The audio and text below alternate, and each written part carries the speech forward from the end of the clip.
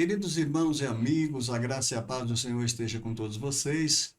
E mais uma vez nós estamos aqui para mais um vídeo da Palavra de Deus. É falar do Evangelho de Cristo, é ensinar a Bíblia, não é debater religião, não é discutir quem está certo ou errado.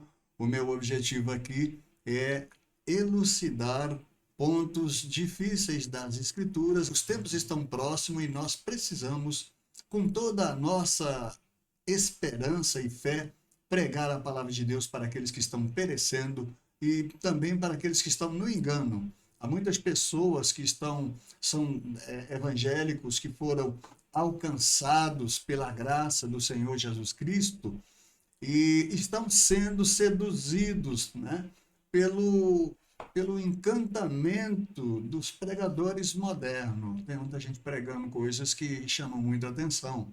É claro que a beleza das Escrituras, a beleza da palavra é inegável, e principalmente quando ela é pregada pelo povo judeu, que é um povo que realmente é escolhido por Deus para a glória do Deus Todo-Poderoso.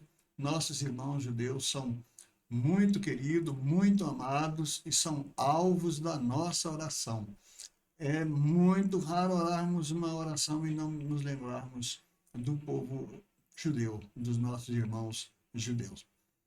Até porque a salvação veio de lá, nossos apóstolos, mestres foram também judeus, e nós levamos isso em alta consideração para ensinar o Evangelho de Cristo. Agora, queridos, tem algumas coisas que não pode passar desapercebido.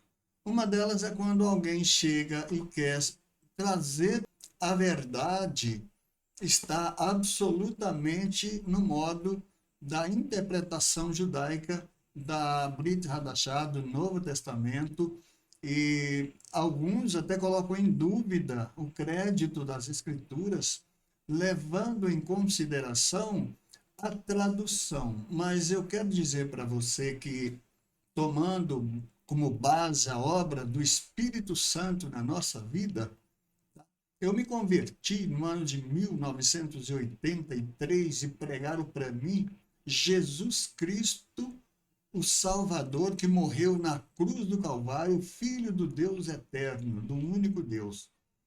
E eu criei nisso, acreditei nessa pregação. E esta fé que eu depositei em Jesus Cristo me livrou da morte, me livrou dos vícios, me livrou de toda sorte de pecado, da prostituição, de toda sorte de pecado, e me trouxe para os pés da cruz e me colocou aqui. E há 42 anos eu estou adorando o Senhor, o Deus de Abraão, de Isaac e Jacó, pela palavra do Novo Testamento, do Antigo Testamento, que o judeu chama de Torá, e a lei e os profetas. Estou muito feliz, muito realizado com isso. Tenho 37 anos de ministério pastoral e estou poderosamente realizado com a obra que o Senhor Jesus fez na minha vida. O Senhor Jesus transformou toda a minha família, toda a minha família foi transformada pelo poder do Espírito Santo. E quando eu falo minha família, não estou me referindo só aos meus filhos, eu estou referindo-me à família do meu pai e da minha mãe. Todos nós, meus irmãos, foram alcançados por esse evangelho tão maravilhoso e não me pregaram Yeshua, me pregaram Jesus Cristo. E eu criei e eu fui liberto. Então, Deus é Deus. Deus é o Senhor. Ele é sábio, de coração e poderoso em obra. E quando você diz Jesus Cristo, ele sabe o que você está falando. Mas eu estou aqui hoje para falar com os irmãos sobre a questão, porque muitos cristãos estão guardando o sábado hoje como uma religiosidade, como sendo algo obrigatório para o cristão moderno, para o cristão que creu em Jesus Cristo e foi salvo pelo sangue da cruz de Cristo. É para esse fim que eu estou aqui, para elucidar dentro do Novo Testamento, trazendo também referências do Antigo Testamento, para a gente aprender. E nós vamos aprender um pouco mais sobre tudo que nos tem ensinado os nossos pais da fé, E tomando ainda como base a palavra de Deus, que está na carta aos Romanos, eu tomei aqui o capítulo 14, vou ler do versículo 1 ao seguinte, e nós vamos aprender lendo a Bíblia Sagrada. Eu quero propor as seguintes questões. O descanso proposto na lei é físico ou espiritual? Preste atenção aí. Vamos ver se você medita nisso aí. Por acaso, Deus se cansa? Vamos ver isso também. Se Deus se cansa, meus amados irmãos, como posso afirmar que ele é Deus, se ele se cansa? Tá? E se o descanso que Deus propõe na lei, nos mandamentos, lá no livro de Gênesis, está dito que ele fez o mundo em 6 dias. E no 7º dia ele acabou toda a obra e descansou. No 7º dia. E o santificou. Então nós vamos trabalhar isso aqui, né? Por hoje. Deixa eu dizer, esse descanso deve ser um ritual ou uma obra de obediência à doutrina de Cristo? Eu sou o pastor Oliveira, você está no canal A Hora Vem, seja muito bem-vindo aqui. Se você ainda não é inscrito, se inscreva, deixe o seu like, compartilhe os vídeos. E eu vou pedir para você deixar o seu like, porque eu não acredito que você não goste da palavra de Deus. Eu acredito que você ama a Deus, e você ama a palavra de Deus. Então não se esqueça de deixar o seu like. E tem mais uma coisa, queridos, tenho observado aqui que muitas pessoas começam a ver o vídeo e param. Quando você estiver ouvindo a palavra de Deus, escute até o fim, para que você entenda tudo que foi ensinado. Escute até o fim, veja até o fim, para que você seja ensinado. Se você estiver fazendo alguma coisa que não dá para você ver diretamente, coloca lá o celular em cima do balcãozinho, em cima de algum lugar onde a voz possa chegar aos seus ouvidos e continue ouvindo, porque bem-aventurado é aquele que fala e aquele que ouve as palavras da profecia desse livro. Então vamos para o vídeo de hoje. Está escrito: o sábado é o sábado do Senhor. O descanso é o descanso do Senhor. Então, antes de eu entrar nas referências que eu vou argumentar aqui, eu quero também trazer o texto básico sobre o qual eu vou argumentar. Aqui, nós temos aqui no capítulo 14 da carta aos Romanos, Paulo diz que alguns da igreja estão fracos na fé. E esses que estão fracos na fé estão dando ouvidos a coisas que estão deixando eles confusos. E é nesse sentido, é por esse pressuposto, é que eu estou aqui para falar nessa oportunidade. O versículo 1, ele começa assim: ora, quanto ao que está enfermo na fé, recebei-o não em contenda sobre dúvida. Aí ele começa a doutrina para fazer as diferenças do modo de pensar de muitas pessoas para a realidade que é Cristo Jesus, que ele está ensinando e vivendo e morrendo por ela. E no verso 2 ele diz assim: porque uns creem que de tudo pode comer e outros creem que é fraco e só come legumes. Essa questão da carne, a carne imunda, a carne que não era saudável, que a lei dizia que não podia comer e tal. Depois aqui no versículo 5, ele vai falar sobre essa questão do dia. Tá? Nessa questão do dia é onde vai entrar o debate, o grande debate do sabate. O sábado santo e deleitoso dia do Senhor. Eu quero dizer para você que ainda é santo e ainda é deleitoso dia do Senhor. E para isso, queridos, eu vou ler aqui o verso 5, que diz assim: uns faz diferença entre dia e dia. Ou seja, uns faz diferença do dia de sábado para o dia de segunda-feira, ou de terça, ou de quarta, ou de sexta, ou de quinta, ou de domingo. E outros julgam que todos os dias são iguais. Eu sou uma pessoa que julgo que todos os dias são iguais. Em nenhum dia o homem está autorizado a pecar. Em nenhum. Então, ele continua ensinando aqui e ele diz assim: aquele que faz caso do dia, para o Senhor o faz. O que come, para o Senhor come, porque dá graças a Deus.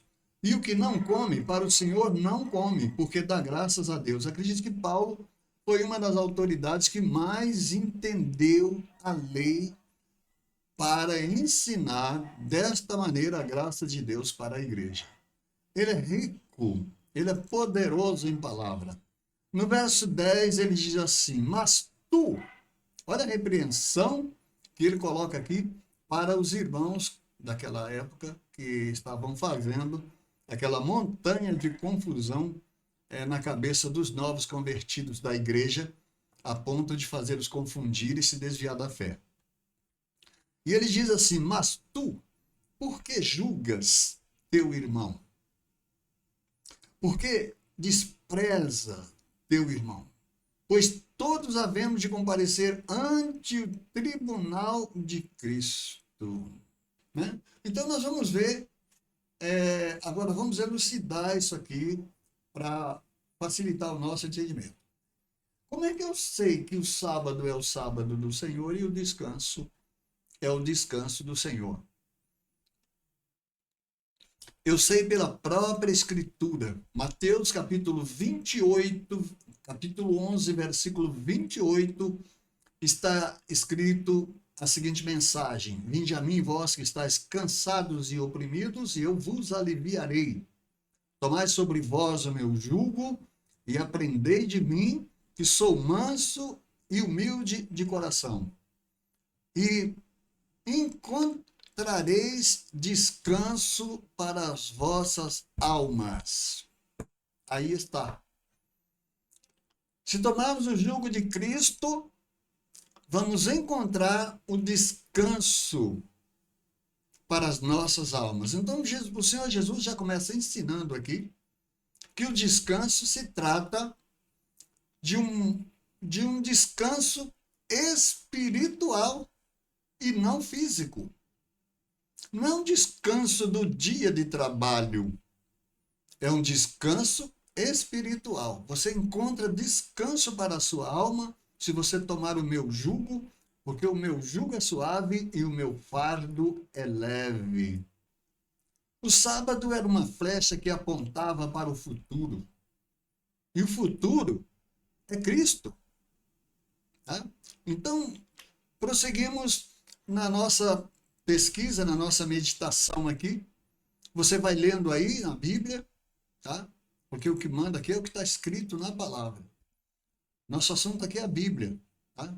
Se você não tem interesse em aprender a Bíblia, tem muito pouco o que fazer aqui, porque aqui o nosso negócio é a Bíblia. Bom, o sábado é o sábado do Senhor, Êxodo capítulo 16, versículo 23. Pesquise aí, abra a Bíblia aí e olhe. Tá? O Cristo é o Cristo do Senhor. Lucas 2, 26. O profeta o Simeão, né, no templo, quando Jesus chegou para ser apresentado ao Senhor no templo pelos seus pais, Maria e José, o velho Simeão pegou o menino Jesus nos braços e levantou para o céu e disse: ah, Senhor dos exércitos, despede em paz agora o teu servo, porque já os meus olhos viram a tua salvação. Está aí, essa oração de Lucas 2, 26. O sábado era para o povo judeu, e era uma flecha apontada para o futuro, e o futuro era Cristo. O desejo de Deus era que os judeus, a vontade de Deus, era que o povo judeu enxergasse Jesus no sábado, como descanso pelas palavras que ele estava pregando, que ele estava ensinando, é para que o seu povo entendesse isso.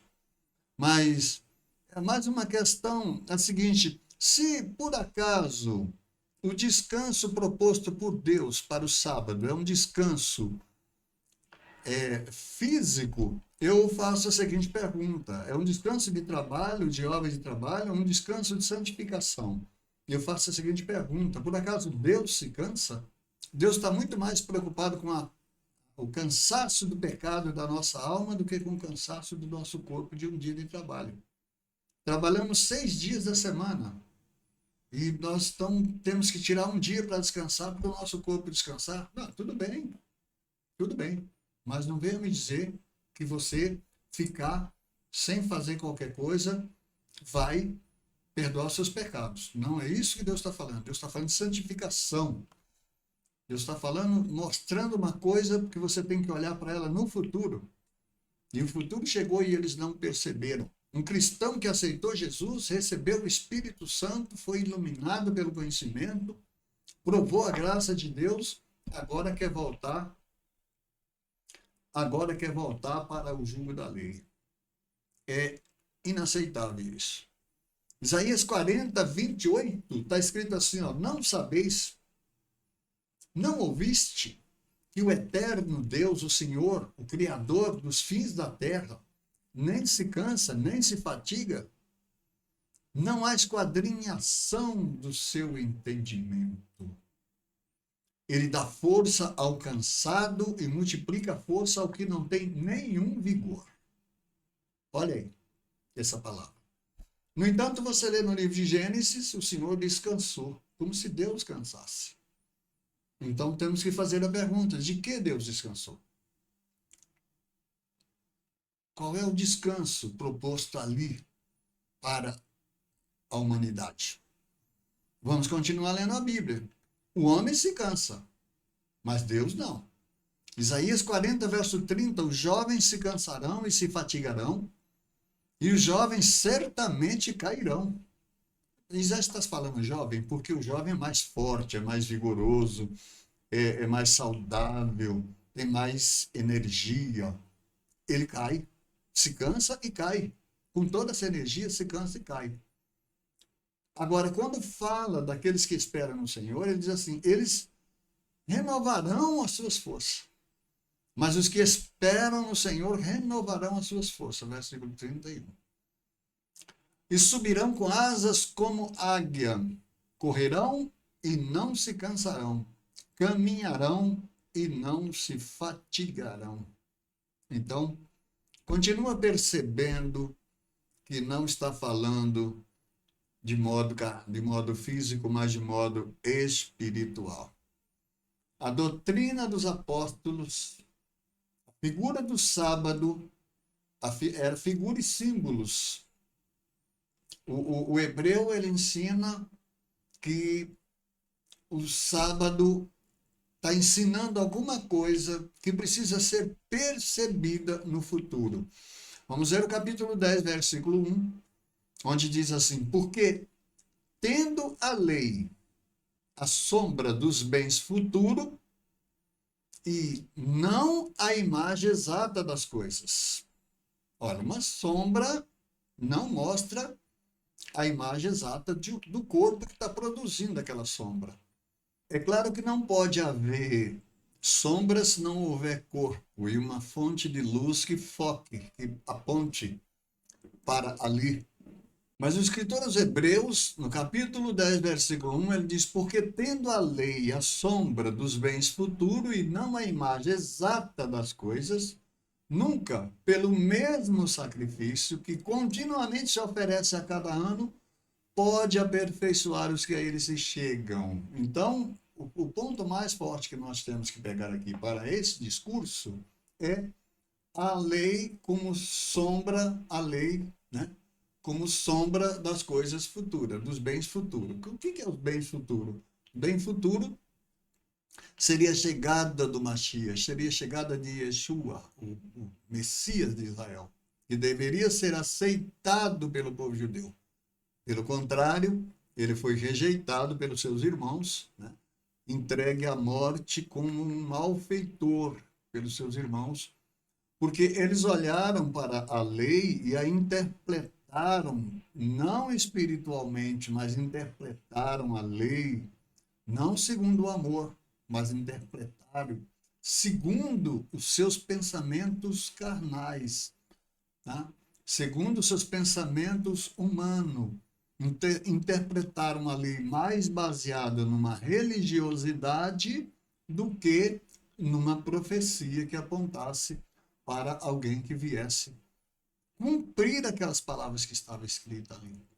Quando Jesus chegou, quando o Messias chegou, eles não entenderam as obras que ele estava fazendo, nem prestaram atenção nos sinais que ele deu de que ele era o enviado do Deus Todo-Poderoso para redimir a humanidade. A doutrina dos apóstolos, ela ensina muito sobre isso. A figura do sábado são figuras e símbolos. Você tem que entender que é uma coisa que vai mostrar a outra como se fosse... Assim como não pode haver uma sombra se não houver uma fonte de luz e um corpo, também você teria que prestar atenção na figura para entender o símbolo. Então vamos ver o que diz aqui Colossenses capítulo 2, versículo 16. Portanto, ninguém vos julgue pelo comer ou pelo beber, ou por causa dos dias de festa, ou das luas novas, ou do sábado, porque são sombra das coisas futuras, mas o corpo é de Cristo. Então, olha o corpo aí para o qual essa sombra estava apontando. E eles também ensinam que a igreja é o corpo de Cristo e Cristo é a cabeça da igreja. Olha, é muito harmonioso esse ensinamento e vale a pena fazer lembrar que esse texto de Colossenses 2,16 foi escrito por judeu. Não foi escrito por gentil, não. Foi escrito por judeu. Então, meus irmãos, vocês que estão aí perdendo o juízo, se preocupando com o peso, com o jugo da lei, vocês não vão aguentar carregar como eles não aguentaram carregar. Então, o corpo que projetava esta sombra é o de Cristo. Tá? Isso era figura daquilo que havia de vir, olhando para a lei, olhando para o sábado, nós íamos chegar até aí. Então, quando em Mateus, capítulo 11, versículos 28, 29 e 30, o texto está dizendo assim: se você tomar o meu jugo sobre você, você vai encontrar descanso para a sua alma. Aí é maravilhoso. Você vê Jesus relacionado com o descanso da alma do pecador. Olha, presta atenção nisso e vamos continuar. Figuras e símbolos, tá? Ninguém é ninguém, tá? Nem judeu, nem grego, nem gentil, ninguém. Ninguém vos domine a seu bel prazer, com pretexto de humildade e culto dos anjos, metendo-se com coisas que não viu, estando debalde inchado em sua carnal compreensão. Lembra que eu falei aqui? Interpretaram a lei não espiritualmente, mas carnalmente. Tá? E aqui em cima no verso 17, ele está dizendo, são sombra das coisas futuras, mas o corpo é de Cristo.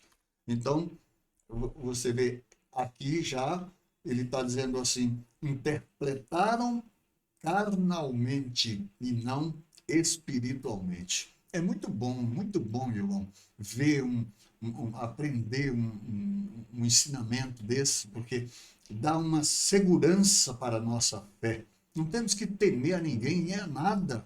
Temos que andar com Cristo. Ele é a cabeça da igreja.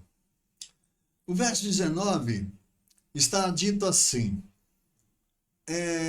eles estão inchados na sua carnal compreensão e não ligados à cabeça, que é Cristo, da qual todo o corpo provido e organizado pelas juntas e ligaduras, vai crescendo para o aumento de Deus.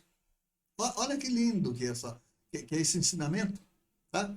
De a partir do momento em que nós estamos ligados em Cristo, que é o corpo da sombra que foi mostrada lá atrás da lei, aqui agora ele é a cabeça da igreja, e todos os membros que estão ligados nas juntas, né, nas ligaduras, nos ensinamentos. Juntas e ligaduras aqui são os ensinamentos, as doutrinas, aquilo que Cristo está ensinando para a gente, que vai nos ligando a Ele. Na medida em que nós vamos ouvindo o Evangelho de Cristo e vamos colocando aquilo diante de nós para praticar, aquilo vai nos ligando a Cristo. Cada vez que você pega uma palavra de Deus, lê e coloca diante de você aquilo, e você começa a viver aquilo durante o dia todo, e a sua vida vai ligando você a Cristo, como os membros do corpo estão ligados um no outro, né? E você vai crescendo para o aumento de Deus, quer dizer, Deus vai crescendo em você. Se, pois, estás mortos com Cristo quanto aos rudimentos do mundo, por que vos carregais ainda de ordenanças como se estivesse no mundo? Entenda que quando Deus deu a lei para Israel, Israel estava no deserto, atravessando o deserto para chegar na terra de Canaã, e todas as nações do mundo estavam contaminadas por ídolos, pela idolatria, por tanta coisa ruim. E Deus, então, começou a santificar Israel, dando mandamentos, ensinando coisas para Israel, para que Israel fosse se separando do mundo e se unindo a Deus, né?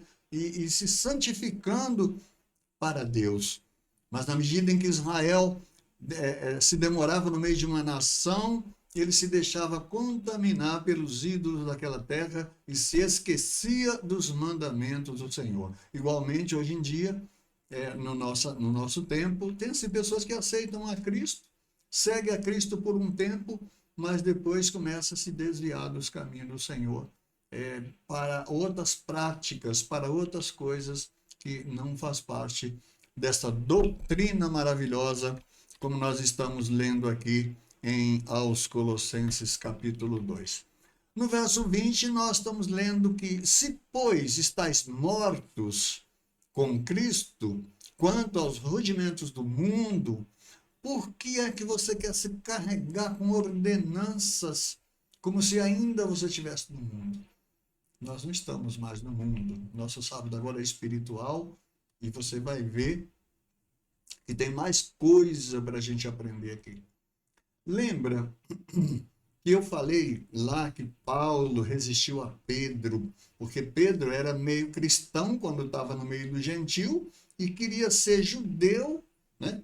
Queria ser messiânico quando estava no meio dos judeus. Então, Paulo fala para Pedro assim, olha, chegando Pedro a Antioquia, ele resistiu na cara, porque era repreensível. Verso 12, porque antes que alguns tivessem chegado da parte de Tiago, comia com os gentios, mas depois que chegaram, se foi retirando e se apartou deles, temendo os que eram da circuncisão. Verso 13 diz assim, e os outros judeus também dissimulavam com ele, de maneira que até Barnabé se deixou levar pela sua dissimulação.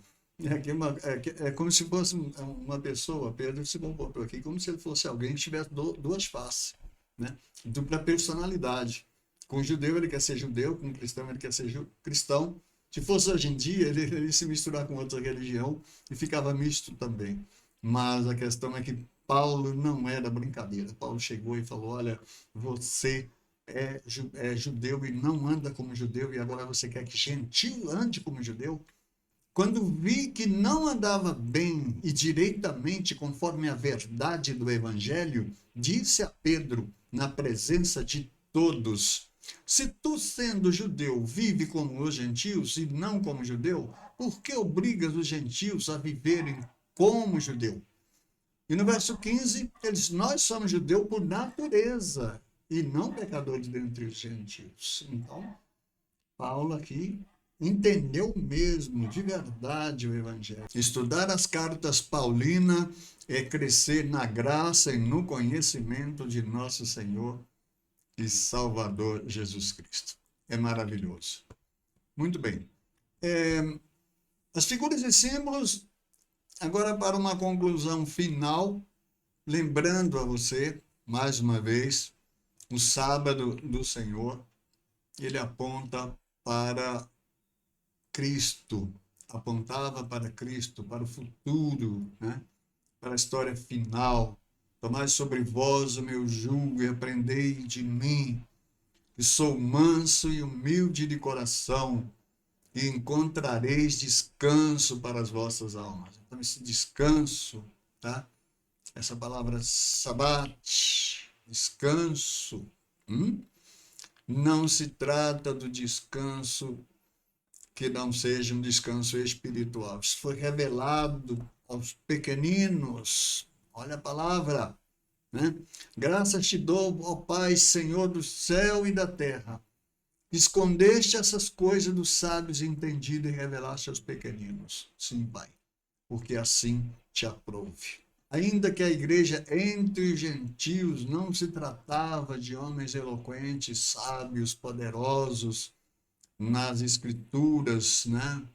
De rabinos e mestres, mas eram escolhidos. Deus revelou para o gentil, né? Paulo foi o apóstolo do gentil, foi o rabino dos gentios e nos trouxe esse ensinamento maravilhoso. Então, em Mateus 11, 29, nós trazemos aqui a conclusão: tomai sobre vós o meu jugo e aprendei de mim, que sou manso e humilde de coração, e encontrareis descanso para as vossas almas. Portanto, querido, o descanso proposto no sabate aponta para o futuro do povo de Israel no acolhimento do seu Mashiach. Era para eles terem entendido isso, e eles não entenderam. Então agora, quando a gente volta para meditar na palavra do Senhor Jesus, né, no ensinamento dos apóstolos, na carta aos Colossenses, capítulo 2, versículo 18, o apóstolo está dizendo assim para a igreja, agora para a igreja: ninguém vos domine a seu bel prazer, ninguém, com pretexto de humildade, culto dos anjos, metendo-se com coisas que não viu, estando debalde inchado na sua carnal compreensão. Paulo fala sério aqui, muito bom isso, tá? Ele sabe que esta pessoa não está ligada na cabeça que é Cristo, né? Querendo colocar sobre outros. Até hoje acontece isso. Quando alguém aparecer com Deus em tudo, Deus me falou, Deus me revelou, Deus me mostrou, Deus, toma cuidado. Toma cuidado, porque Deus aí está sendo tomado como instrumento de poder para tirar vantagem. Porque na palavra de Deus está escrito assim: façamos o homem à nossa imagem, conforme a nossa semelhança. E quando Deus vai enviar o Cristo, ele diz assim: a quem enviarei e quem há de ir por nós? Tá? Então, tem algo do homem? Tem. Tem algo de Deus? Tem. É Deus e o homem na obra da evangelização? Sim. É Deus, o homem, pelo Espírito Santo, enviado em nome do Senhor Jesus. Se você gostou, né, compartilhe esse vídeo, deixe o seu like e fique mais um pouquinho na tela. Continue vendo aí os vídeos do nosso canal. Quero agradecer aqui a todos os amigos e irmãos que se inscreveram no canal Ora Vem por Pastor Oliveira. Deus abençoe a todos. Fique com Deus e até o próximo vídeo.